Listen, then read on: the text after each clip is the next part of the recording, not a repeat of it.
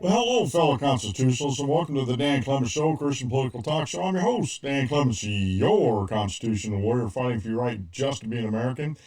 It is January 28th, the year of our Lord 2023. Remember, we're a hyphen-free, PC-free zone. God is in control, and he still loves you. And I'm broadcasting from the Hemlock Studios here in the beautiful central Susquehanna Valley in the great Keystone State. And boy, do we have a show for you.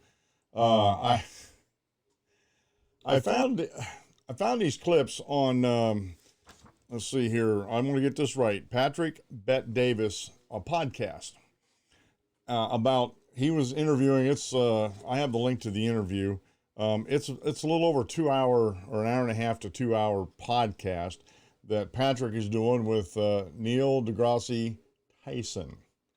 And he covers a multitude of subjects. But I wanted to zero in on three of the subjects. One of them is the universal income, basic income debate. And Mr. Tyson, or Professor, whatever, Neil Tyson, he zeroes in on this. Okay, so he's going to put his 2 cents worth in. And then we're going to talk a little bit about his debate, what his ideas are on debates. I think it's kind of funny on his ideas about debating and that. And then we're going to get into the a taboo subject of COVID, his ideas about it, and I'm going to make some responses to those ideas. And I know he's not going to like them at all. This is, folks, I know this video may get tagged on YouTube, but don't fear, it's going to be on Rumble, it's going to be on BitChute, so it's on my other 2 main platforms that I'm actually using. So, but I gotta say some stuff here. I mean, for a smart guy, I'm not saying he's dumb, but he's very politicized. He is very into being in the spotlight of celebrity. So he's got to sort of protect that. He can't go against the status quo of the leftist progressives in the country when it comes to subjects like UBI, Universal Basic Income, and the response to COVID and everything we have now. And I think he makes some very blatant false statements. I'll just put it gently there. Just blatant false statements. So we're going to get into the show here a little real quick here. I have some video clips here that I want to share, and I'm going to comment on all those. So this video is going to be a little bit longer than most, but I'm going to comment on some of those on the videos after we play them. And the longest one's going to be about his response. I do apologize. The first one's going to be on universal basic income. And that was the first one I wanted to tackle. So I did have to bleep a word out. I had to sit down and figure out how to do that. Luckily, there's tutorial. I use a editing software called Shotcut, and there's a lot of tutorial videos on that. So I'll put a link into the descriptions if you're interested in that, of the gentleman's video that I used. And it was very, very, very helpful to me on how to do this. And I got it done with, after I saw the video and went through it a couple times, a couple minutes, and I was done. Because the one thing you never have to do with my videos, and I know some people in the past have actually been putting my videos out, taking clips off of them. It's been a while since I did this. One thing you don't have to worry about my videos is actually going back in and editing out foul language, because I don't use foul language. I don't think it's necessary. I don't even think it's necessary for emphasis. I think if you want to emphasize something, you raise your voice a little bit. But, you know, to use foul language, I just, in my personal opinion, this is opinion, but I think it just shows a lack of intellect. I really do. Now, they claim it's the other way around, but I'm sorry, folks. Actual wordsmiths out there don't use foul language to get their points across, because there's other words you can use, and they're very, very smart. So this first clip that we're going to actually see here is Neil deGrasse Tyson on, I'm just going to start calling him by his last name, Tyson, since, you know from the thumbnail and everything we're going through here who he is, on universal basic income. And I'll make some comments on that when we get done. Did we not learn during COVID and all the stimulus and the free money that maybe printing money and free money isn't the best solution for people, like using UBI as an example? Allow me to comment on that. Yes, sir. Feel free. Okay. What you're not considering is, okay. So we have this inflation, all right? This past year was 8% or whatever. It'd probably be lower this year, but still 8%. Well, yeah, we were printing money. And so that there was some inevitability to that. So people who don't like the politics of that argue against that and saying we shouldn't have printed money. What was the alternative? You don't have money and you get kicked out of your home and you don't have a job? Ask yourself, suppose we didn't do that.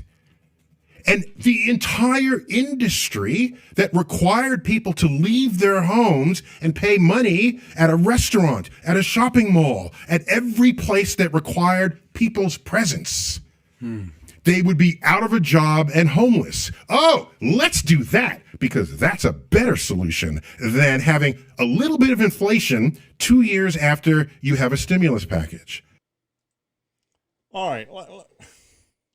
Let me tackle a couple things in there. And if I'm not going to go through and exactly explain what UBI is, Universal Basic Income, you can probably figure it out if you're one of my listeners, just from the title of it. It's basically the government guarantee you a basic amount of income for, living on. And this goes back to the COVID thing. What was the answer? Just let him starve? Now, he never goes to he never goes to the alternatives. What is the alternative? Well, I'll tell you what the economic alternative is, Tyson, Mr. Tyson. The economic alternative is not to shut the economy down to begin with. See how I emphasized that? Didn't use a swear word. You don't shut the economy down to begin with. Okay. And there's going to be another clip that I'm going to get in here. He's going to talk about hospitalizations and that, and another falsehood that he actually puts forward. The pandemic never got as bad as everybody thought it was going to be. It never got as bad as it was reported to be, or the government said it was going to be. And there were actual people out there on the other side of the argument that were being silenced. They were being taken off Twitter. They were taken down on YouTube. They were being vilified in the lamestream media because they had an alternative answer to the questions. What else could we have done? In Mr. Tyson's world, there was nothing else to do. There wasn't anything else to do. And it just baffles me that a guy that is purported to be as intelligent as he is can't look at both sides of the story. Okay? You just absolutely cannot look at both sides of the story. Now, I'm going to get into, let's see here. I just want to show you an image real quick here, because he gets into the inflation. He said, well, we printed some money and, we gave it out to all these people and we have a little bit of inflation. Okay? Well, the one thing I want you to look at here, what he calls a little bit of inflation. Now, I get these from, it's a site called SHADOWSTATS, and I actually put that, I'll have that link in the description in the show notes down below in the video. I'll get my hand here in the middle of the screen here. But SHADOWSTATS, what they've done was before the government started messing with how they actually figured out what inflation was, okay? From like, I believe it was like 1980 based, somewhere around after 1980, they really started hosing up what constituted inflation. Now, if you look at this image here, you'll see here that the red line is what they're using now. The blue line is what was used back in 1980 before the government started messing with it. The Labor Department and anybody that tracks the economy in the government. And between me and the fence post, I'm not big on listening to the government about hardly anything, especially when it comes to the economy. And I'm going to be making a video here sometime this next week here about how we need to have all the leftists out there say we need to have a separation between church and state, which isn't constitutional. It isn't even in the Constitution. But what I'm saying is I think we need to make a constitutional amendment and actually put this into the Constitution, that we need a separation between economy and state. Because these buffoons in Washington, D.C. don't know how to run an economy. As a matter of fact, the federal government should not be running the economy, period. And I know there's all sorts of arguments. Well, they're allowed to tax and stuff like that. I understand about taxation, okay? And that's a whole nother story. But as far as making regulations to run the economy, federal government doesn't have any constitutional authority to do so whatsoever. So what I want you to do, I'm leaving this up here a little bit here. I just want you to get the flavor of this. The red line is the one that we're using today. That has the inflation somewhere between around 8%, because that did actually come down. The blue line is if the government didn't mess with the metrics on how inflation was figured, we're sitting at 15%. That's almost twice. What they're saying our inflation rate is now. And folks, if you've been to the grocery stores and you've seen the prices of groceries go up, gasoline's gone up, a lot of the price going up in the grocery stores because of the diesel fuel that takes to move all the goods to the grocery stores, department stores, mom and pop stores, all throughout the country, from manufacturers to, the raw goods that go to the manufacturers that we do have here in the United States. Plus, and I'm not against imports. I'd rather see us build it here or make it here. But if we're not going to do it here, some other country's going to do it. We got to ship it over. Guess what those ships use? Use diesel. So that all goes into the price of inflation. Now, if Biden hadn't messed up with, shutting down the oil production here in the United States, which I get pushed back when I talk to people about that all the time, but the facts are the facts. Can't blame it on Russia. Got to put it on the Biden administration. If we would have still had the energy policies in effect that President Trump put in effect when he was still president, we wouldn't be going through this much inflation right now. Would we have some? Yes. Don't know how much, because of all the money printing that's going on. And Mr. Tyson was of a mind saying, well, what else could we have done? You don't shut down the economy. You take some prudent steps at the state level, at the local level, but you don't shut the economy down from the federal level. And that's why we're in the mess we're in right now with inflation, with jobs going wanting. People move back in with the parents aren't forcing them to move back out and stand on their own 2 feet. It's ridiculous what's going on in this country today economically, and we need to get into this in later videos. But the fact of the matter is, Mr. Tyson doesn't look at the alternatives. What he thinks is right, is verifiable, and we'll get into this little clip here on debates here. Let me get my little show note thing here. Video clip number 2. By the way, I am using a Stream Deck by Elgato to help me switch through these scenes. And I'll put a link to that in my description down there. Folks, I've been using this, just testing it out. It's fantastic. It's helped me do the show a lot better. So This clip here, he's going to be talking about on debates. And I had to laugh the first time I seen it. You got to be kidding me. In my opinion, my humble opinion, anytime you start discussing a topic, you're debating it.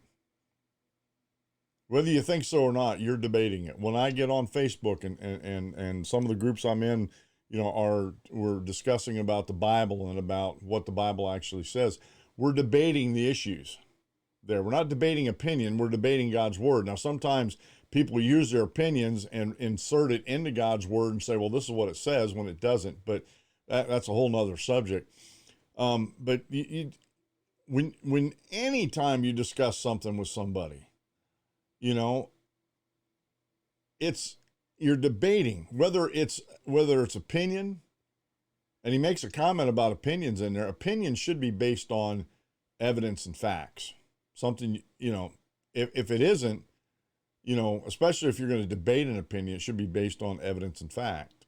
Now, and I'm not talking about preferences, and a lot of people confuse preferences, I can't get that out, with opinions. What do you prefer? Well, I prefer blue jeans over green jeans. I prefer steak over hamburger. That's a preference, okay? Opinions shouldn't be preferences. Opinions should be based on facts. Now, that's my humble opinion, and that's the one I prefer. But here's this video clip on debating. And like I said, I laughed first time I seen it because you don't see him debate much. He says he doesn't get into formal debates, but he does debate his points with folks. Like when he was on with Bill Maher, there's a clip out there floating on there with him, with Bill Maher and some other folks, that he actually does get into debate. So here's this quick clip on, and folks, all these clips came from hat tip to Patrick Bet Davis. That's PBD Podcast. Just full disclosure there. Okay. I'm okay with that. So based on that, do you say, let's keep testing it while the virus folks, keeps spreading? Sorry, folks, I had the wrong clip up there. I need clip number 4. I was looking at my notes wrong. All right, this is the one on debates. The other one we're going to get to. That's a whole nother can of worms we're going to open up. Here's the one on debates. Exactly. Are you a fan of debate? No. Tell me why. Because debate implies that the person who wins a debate is often the person who is more charismatic or is a better communicator. Wow. That typically happens, especially in politics. And if it's a pure matter of opinion, then a person should just simply have their opinion. If it's a matter of objective truths, there should be no debate about it at all. It's not about debate. It's here's the evidence. Now let's make the decision. So for me, debating is all about grandstanding an idea rather than arriving at an actual solution. So to be fair, you should win 100% of debates. No, I don't enter debates. But what I'm saying is, if the argument is a person who is better at presenting arguments could validate a point better than somebody, that you're an incredible. It should not depend on that talent of a person to decide what is or is not true in a debate. All right, folks. This is where this debate clip is where we really get into the crux of the matter with Mr. Tyson here. He doesn't enter debates. He said you shouldn't debate opinions. Of course, like I said, opinions should be based on facts. Real quick, I'm a huge Ford fan. I got a Ford pickup truck. I've had more Ford pickup trucks than I've had a Chevy, had a Dodge. They were decent, but I just like my Fords. Okay, they work better and everything. That's my opinion, but I also base that opinion on facts of history.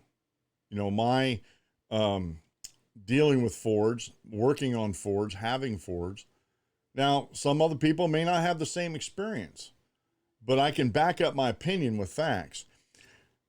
He is, again, putting out the notion that if it's objective truth, that cannot be debated.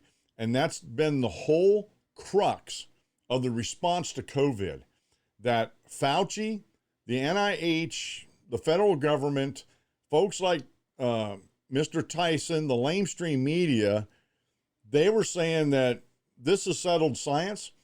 This is objective truth. Nothing to debate here. Move along.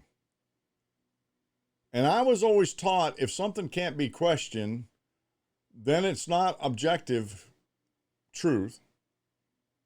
And it's not settled science, especially when it comes to science. If you can't question science, it's not science, it's propaganda. If you can't ask questions about objective truth and you won't debate the matter, well, this is just objective truth and you're just going to have to accept it, then in my opinion, it's not objective truth. Because if someone brings up an objection to it and they can back that up, their objections up with actual facts and science themselves, then what do you have? Well, folks, you have a debate going on. And that's what we need to do. And his idea, well, the most charismatic person is going to win the debate. The one that can present themselves better is going to win the debate. Now, folks, I don't know about you. I don't know how many out there of my listeners that actually listen to debates. I do. I listen to a lot of the debates from the Soho forums. Gene Epstein puts them on. I found out about them from Tom Woods. Tom Woods debates people. I watch debates a lot. I really do. I love the Oxford Student Union. I put a video out about a debate, a clip from the debate about, has woke culture gone too far? And it's one of my best videos ever. Last I looked, it had over 7,000 views in just a few days. I mean, I'm blown away by that. But I love watching debates because I like to get down to the facts. I listen to the facts. I don't care how you present them. I listen to the facts. I listen to a lot of debates when it comes to the Bible, when it comes to Christianity. I listen to a lot of debates. And folks, you can find out what the truth is if you just listen to the debates and don't worry about who's the better debater. Real quick story. I was in debate class. They've called it different things now, but when I was in high school, they called it debate. And my final debate that I put forth on there, or actually it was speech class. We had to do some debates in there. And my speech class, I talked about Einstein's twin paradox theory. Go look that one up. I presented it just like Professor Wolf showed me. He gave me all the facts about it, everything that I could research on it, I did. I showed him my speech. He said, that's on point. Just stick with these talking points. Nobody in the speech class understood exactly what I was saying. Not that I used big words. I mean, I used just simple language and Dr. Wolf or Professor Wolf helped me do that. He was a doctor too. But he was at the University of Findlay when I was in high school. And he was more than happy to help me out with that because I'm interested in science like that. But it wasn't that I didn't communicate it well. I did. But people it was beyond, not their comprehension, but beyond their imagination that something like this would actually happen. But I got a double A on that. It was a 2-score final speech. So I got 2 A's on that. One for presentation and one for being knowledgeable on the subject. And I was one of just a couple people in the class that actually got double A's on that. But I'm also a fairly good debater myself. I try to know my subject. I try to know what my opponent's going to say, those that are for or against the argument. So I love watching debates. And the fact that he said he doesn't enter debates is very telling. Because to me, if he has the facts, if it's objective truth like he says it is, then it should be a no-brainer. It should be a walk-on, walk-off debate, and he should win it every time, like Patrick was saying. So this all goes into everything we're talking about here with the pandemic and the response to the pandemic, that you can't question this, you can't question that. Okay. So now we're getting into, we talked about universal basic income. We talked about Tyson on debates. Now we're going to get into the COVID response. I got 3 clips on that. And I want to show clip 1, and this one's going to blow you away here. Right, now, let me set it up real quick. Mr. Tyson's talking about testing. And Patrick's defense, I really don't know if there is a defense.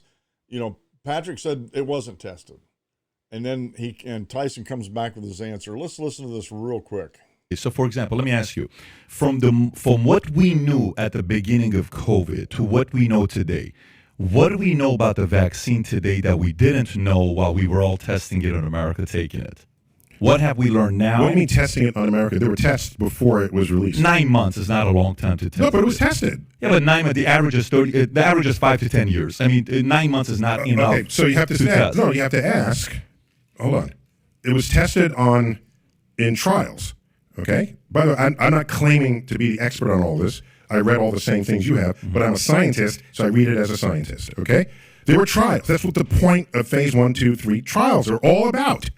They are tested enough to get data on how to then advise the larger population.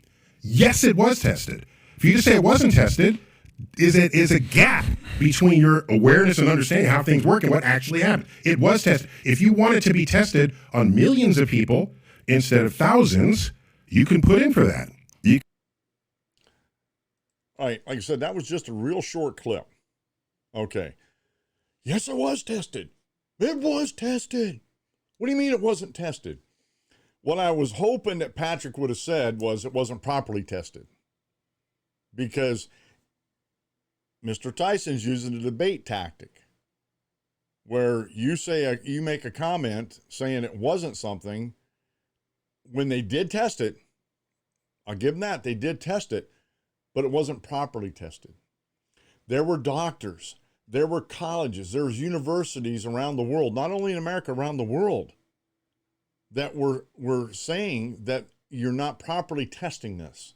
You don't have the long-term studies at all. And how could you? 9 months worth of testing? There's no long-term studies there. It wasn't properly tested. But I got to give this one to Mr. Tyson in this debate thing. You know, Patrick said it wasn't tested. He said it was. Tyson said, oh, yes, it was. Yes, it was tested. But the bigger question is, was it properly tested? And you can't say it was properly tested in 9 months. Not with everything we know that's going on today. Not with everything that was being warned about. And I'll interject this right now. And some of this is probably where they're going to shut down the video on YouTube. But remember, it's on Rumble and BitChute also. The Great Barrington Declaration. If you remember, there was a group of doctors that got, I'm pretty sure it was Capitol Steps, that they were in their white coats. And a lady, female doctor, was the one that read this declaration. I'll have the link to it. You can read it yourself to the website. It's put out on October 4th, 2020. Now, the pandemic was going on fairly decently by that time. And the vaccines weren't out yet. They weren't coming out till somewhere in 2021, I believe. I'll have to get my timelines on them, but we can look that up. But the Great Barrington Declaration was just gave a whole nother avenue of how we could have handled the response to the COVID. One of the things that was, in this testing, while they were testing this, the pharmaceutical companies, and I'd like to see the books from the lamestream media on how much money they got from the pharmaceutical companies to shut down actual cures or remedies or whatever you want to put it, ivermectin and hydroxychloroquine were found to, and to this day, they're still being used to combat COVID. And yet, the farmers, I I got to believe it was pharmaceutical companies that got this campaign going. And how many millions of people could have been saved if the lamestream media, and I believe in cahoots with the pharmaceutical companies, didn't poo-poo ivermectin and hydroxychloroquine as a therapeutic. That's what I wanted to say earlier, a therapeutic to get over this. And there's doctors out there still prescribing, they're called zinc packs. And people are, when they get COVID, they get the zinc pack, boom, it's gone.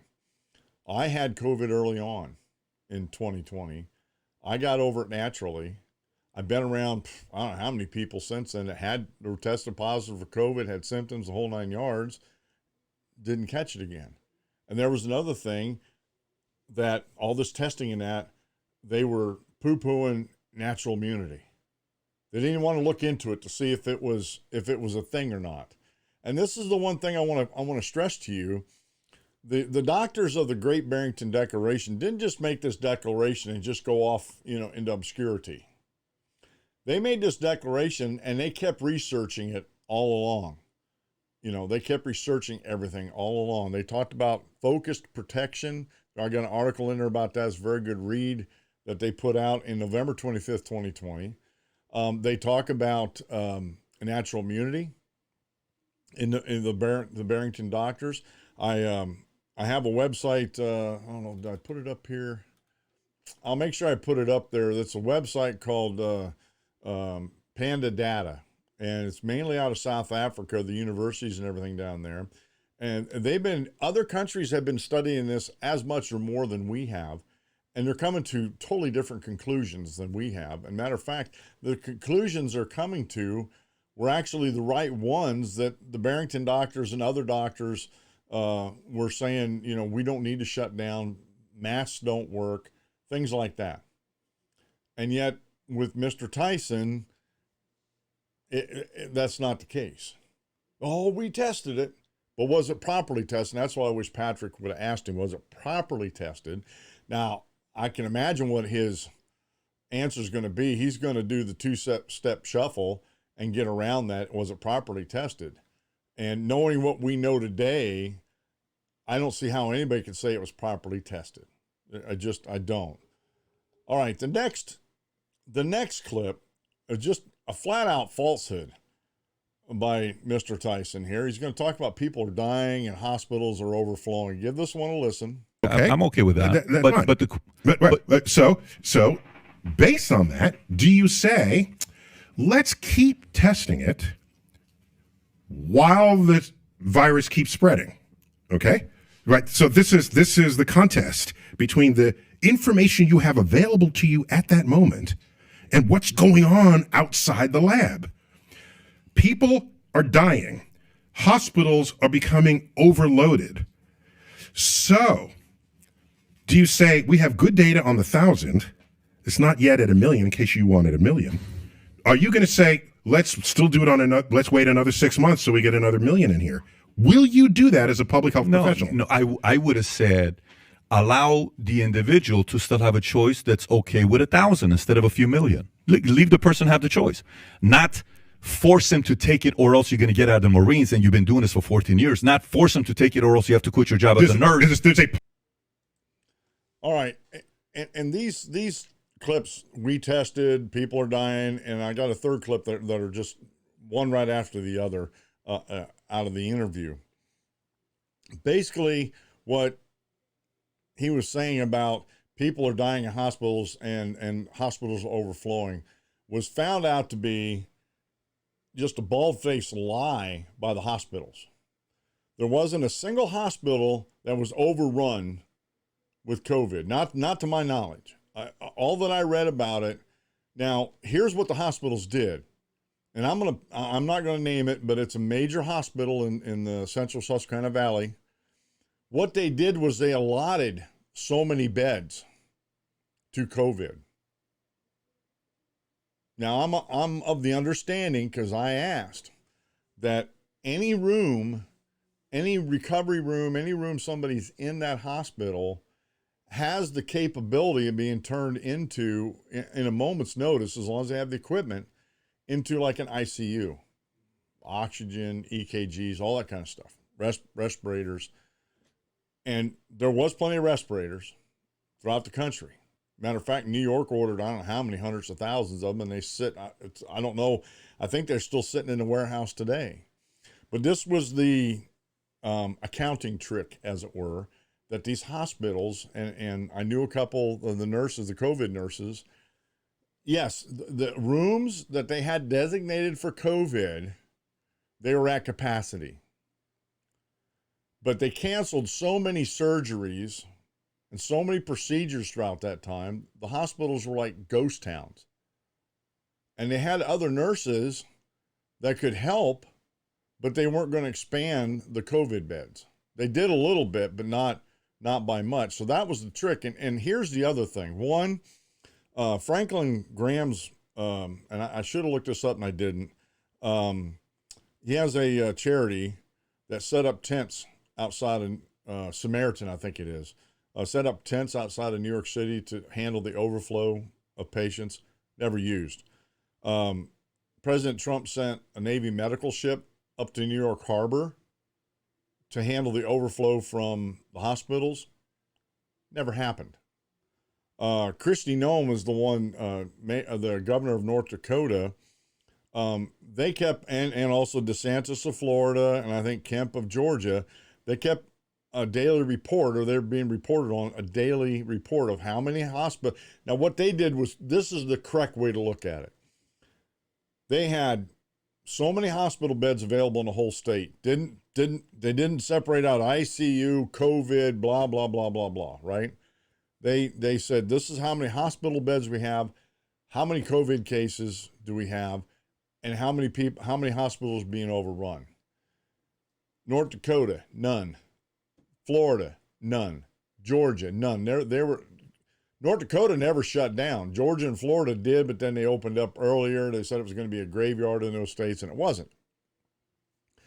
So we have just a flat-out falsehood that people were dying and hospitals were overflowing. Now, side note here, I live in Pennsylvania, the great Keystone State. Governor Tom Wolf and his health secretary, Michael Levin, whatever, that transgender, I'm not going to get into the whole thing. Dr. Levin, they were putting sick people back in nursing homes. And in the beginning, the vast majority of deaths to COVID were due to in nursing homes, over 5,500 here in the state of Pennsylvania. That's a huge number here in the state of Pennsylvania. It was getting so bad that Dr. Levin pulled his mother out of a nursing home, put her in a hotel to keep her away from that. New Jersey did the same thing. New York did the same thing. Connecticut did the same thing. A lot of hospitals or a lot of governors throughout the Northeast did the exact same thing and killed a lot of elderly folks in doing so. But they weren't dying in the hospitals. Not like they said they were going to, not like the predictions were going to. As a matter of fact, in the doctors of the Barrington Declaration said if we just treat the symptoms, they'll get over it quickly. And one of the treatments was a therapeutic. There was other therapeutics. I'm not going to get into everything, but there's Steve Deace. He's on the Blaze TV. He has a book out called The Faucian Bargain. I believe that's the name of the book. This guy did a fantastic job tracing everything. You should go read his book. Alex, I do have a copy of it. But everything they said that was going to, the deaths were wrong. Hospitals weren't overflowing. It was panic. They just wanted to put everybody in a panic mode completely. Let's see which one we need to go to here. We're on number 4. Are we not need to go to number 3?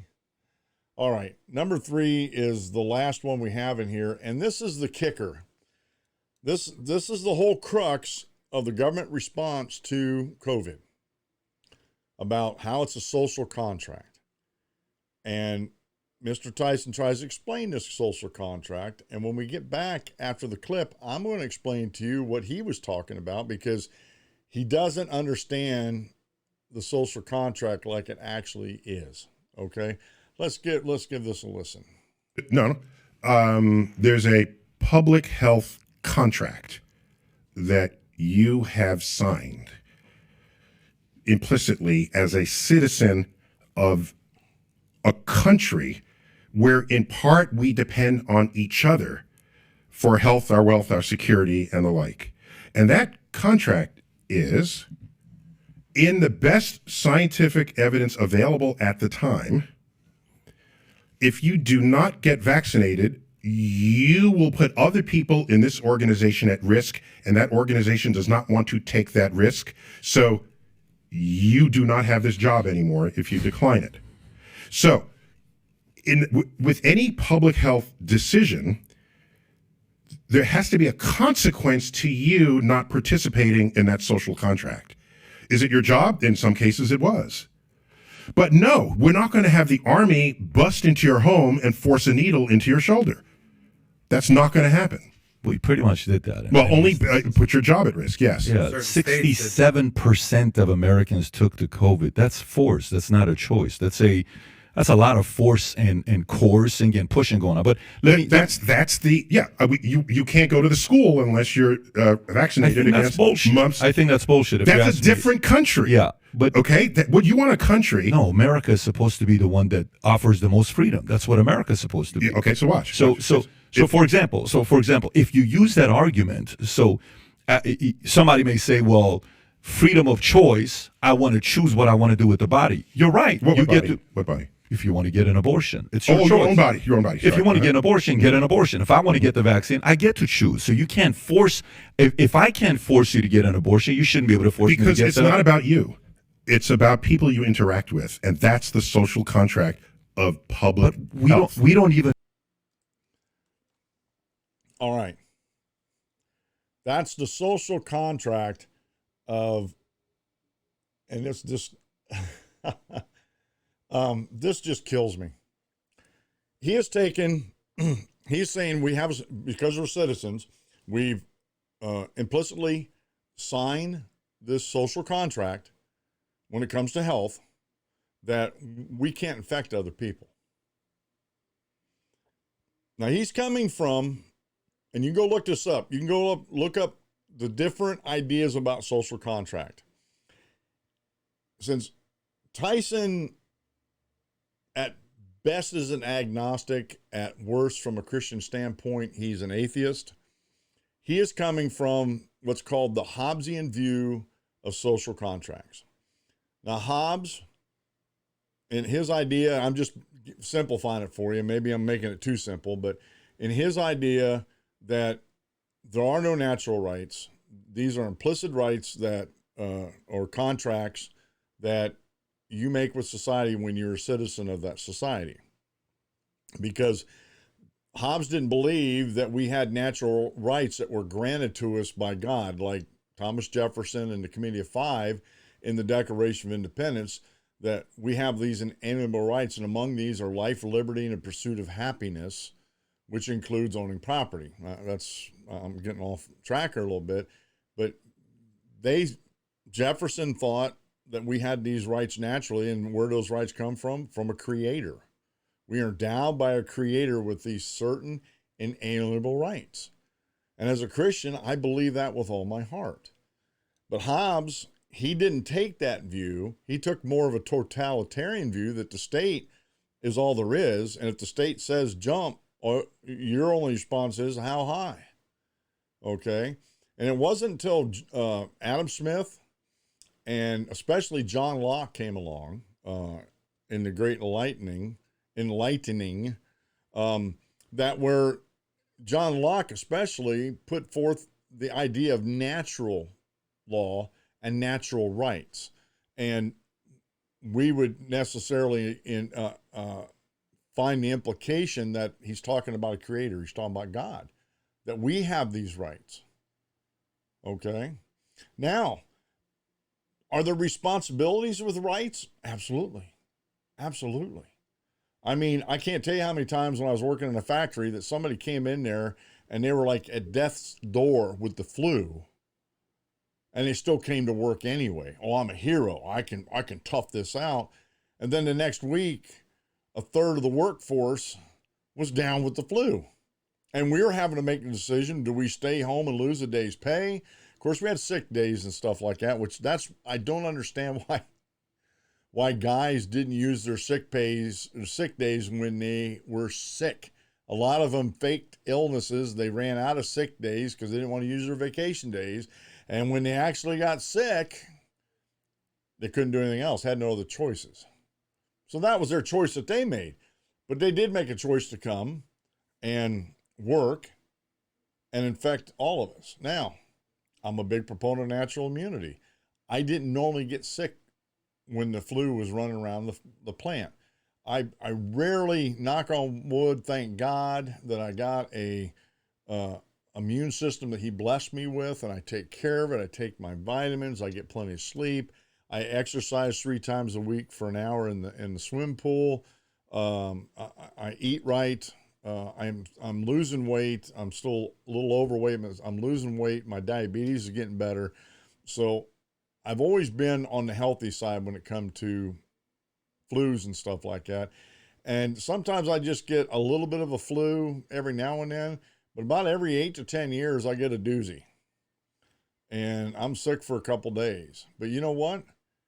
It doesn't happen again for another 8 to 10 years because my body remembers that. And I think it's the same way. And there's a lot of studies out there that are looking at natural immunity to COVID, saying it's along the same lines as the flu. You're going to have long-term natural immunity if you had COVID and got over it naturally without any help from any therapeutics or vaccines or anything. But getting back to the social contract, when I heard him talk about this, and I've known about these social contracts. I've known about Hobbes for a long time because he's in some of my economic books that I read. I knew he was going to have this view. Right when he told Patrick that, you don't have a right to infect somebody else. But the problem with Tyson's reasoning is we were all told. Fauci said, boy, if we just wear this mask for a couple weeks and have the curve go down, we're going to be in the safe spot. How many weeks has it been since he said that in 2020? We're coming up on 3 years, folks, there's people out there still wearing masks that are younger, healthier, whatever. Okay. Then we were told, well, we get this vaccine going, then you won't catch it. Well, surprise, surprise, surprise, that didn't happen because of the first thing we got, not the first thing, but when we got on the subject of COVID here about the vaccines and testing and stuff like that, because it wasn't properly tested. And because the COVID vaccine wasn't properly tested, it's migrating all over the body where it's not supposed to be, where normal vaccines don't go, and it's causing all sorts of problems. I don't want to get into that either, but we know the problems that it's actually doing to people. So you see that we're coming back around full circle, and there were doctors actually saying this at the time. That vaccine, Dr. Malone, Robert Malone, one of the inventors of the mRNA vaccine, said it will not work. We haven't figured out how to make it work yet. And yet that's the vaccine they went with. And then guess what happened eventually? They were blaming reinfections on the unvaccinated. And it turns out, and even Dr. Malone said at the beginning, when he started during all this vaccine stuff, that it's going to cause reinfection of the vaccinated. It's not the unvaccinated that's causing reinfection. And they have a lot of evidence on that. And they said, and they were actually saying, I don't know if it was Dr. Malone, but there's other doctors saying, watch the nursing homes. They're the test bed. Because my mom was in a nursing home before she passed away, and she didn't die of COVID. But everybody in there was vaccinated. All the workers were vaccinated. All the workers that came in were in masks. And yet they were still in mom's nursing home and other nursing homes. They were having an epidemic of COVID. And it could not have been coming from the unvaccinated. And that was the big elephant in the room. It was actually people with COVID shots were actually reinfecting themselves and others from the COVID vaccine. They're still doing some research on that. So the whole idea of this social contract that they were working off of, and this is the government, they were working off of, was totally erroneous. If masks actually work, then why do I have to wear one? If it works, you should be protected. If it doesn't work, then what good's the mask for? Vaccine. Originally, they kept changing the narrative on the vaccine. Oh, it's going to knock out COVID. Well, it didn't really knock out COVID, but you won't get as sick. Well, you may not get as sick, but you might get reinfected by the COVID. They're not saying that yet, but that's a lot of doctors are. It just on and on and on. And people are still, I see commercials every day. Listen to them on the radio. They're spending millions and millions and millions, hundreds of millions of dollars on advertising, still pushing the COVID shot. And if the COVID shot actually worked the way it was supposed to, then why do I need it? If it works and protects you, then you shouldn't be able to catch it off me, the unvaccinated. I'm still a pure blood. Shouldn't say that too loud, though. Because they might come after me because I got pure blood. But if it doesn't work, then why do I need it? If it works, why do I need it? Because you protected yourself. If it doesn't work, then why do I need it? Because it doesn't work. This is why Tyson, he did get in a little debate here about this, about the Hobbesian view of social contracts. Patrick pushed back on that. And I think Patrick was absolutely right to push back on that, because the government doesn't have, I don't sign a social contract just because I'm a citizen here in the United States. I'm a sovereign individual, and that's how the founding fathers looked at us. That's how the states were set up, who created the Constitution. That's how the Declaration of Independence and the Constitution actually look at the people as sovereign individuals over the state. Well, we're totally backwards from that. So this whole idea about, and there's so many falsehoods put forth by Mr. Tyson. It boggles the imagination. And I'm already 52 minutes on this video, and I've always told people it takes longer to refute error than it does to put error out. And so, folks, I really hope that you enjoyed this video. I really hope that everything I've said here has been a help to you. I hope that everything that you research it. I'll put the links in here, especially I forgot about the PANDA data. I thought I had it in there, and I don't. I'll put the PANDA data. You can go over and do some more research yourself and see what's going on with what's going on today. You can look at the archive articles and stuff like that. But it's a shame to see a prominent scientist like Neil deGrasse Tyson become a propagandist. And, because he's got a celebrity status now, and he doesn't want to jeopardize that celebrity status. And because of his celebrity status and other ones like Fauci and stuff like that, how many doctors' careers and nurses' careers did they destroy because they didn't want to tell the truth? They had one side of the story that was their objective truth that you can't question. And I'm sorry, if you can't question truth, then what can you question? I mean, it's ridiculous. It just is. What we're living in today, folks, is just ridiculous. And I'm not putting up with it. I'm going to speak out where these people are wrong. And, leave your comments down below. Tell me that I'm totally wrong or I misunderstood that. Please don't give me a treatise on it. Don't give me like a 1,000-page comment to read. Be just concise and simple with your comments. This has been the Dan Clements Show. I'm your host, Dan Clements, your constitutional warrior. Remember, if you aim at nothing, you'll hit it every time. We'll see you on the next video.